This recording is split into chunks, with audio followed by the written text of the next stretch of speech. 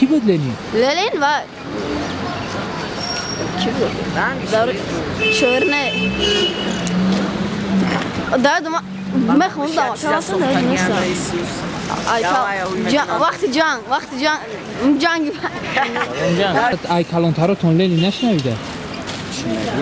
چی میگن درباره لنین؟ کی بود میگن؟ نه مختار نخوندم فقط تلفنم بدونم چرتمون.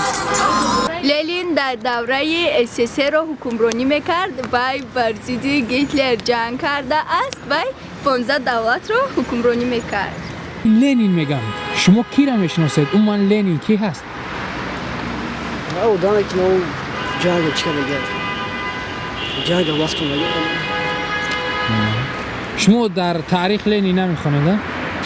خوندم. زاشتم پول نشو. تا خونه میشه تمام.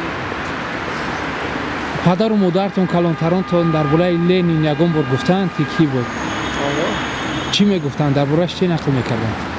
او دانی چی باخت داره. خودی رنگی اون بهش میگن. تمام کارش. مرحمت لنین کی بود؟ لنین آدمی با علم، با فرهنگ، با مدنیت بود. او اجازه‌کار هست. من درباره لنین هیچ ندونم. برای که من بس اصلا اومدم. از کجا اومدی؟ من پیش در دبی و افغانستان زندگی میکردم. لنین کی بود؟ لنین یه آدم بود که خیلی آدم بزرگ بوده. همین دائما در وقت‌های سوئیت سیوس آدمای کم بغل بویا همش یک کده بود. نمی‌خواد یک کده بود. آدم خیلی بزرگ سوئیت سیوس هوا کده بود. درباره لنین چی میدونید؟ لنین اگر ما لنین را یک دانشمند بزرگ بگوییم خطا نمیکنیم، چون که در وقت‌هایی که او بود خیلی مهنت‌های زیاد کرده است به مردم و آن خیلی مهنت زیاد کرده است به مردم. لنین مرد دانشمند است. Кто такой Владимир Ленин? Владимир Ленин – это вождь. Все? Да. Только вождь. Ну, человек, который правил в России. Поднимал народ, агитировал народ, то, чтобы они восстали. Вождь. А чем он занимался? Что Вождь. вообще о нем знаешь еще?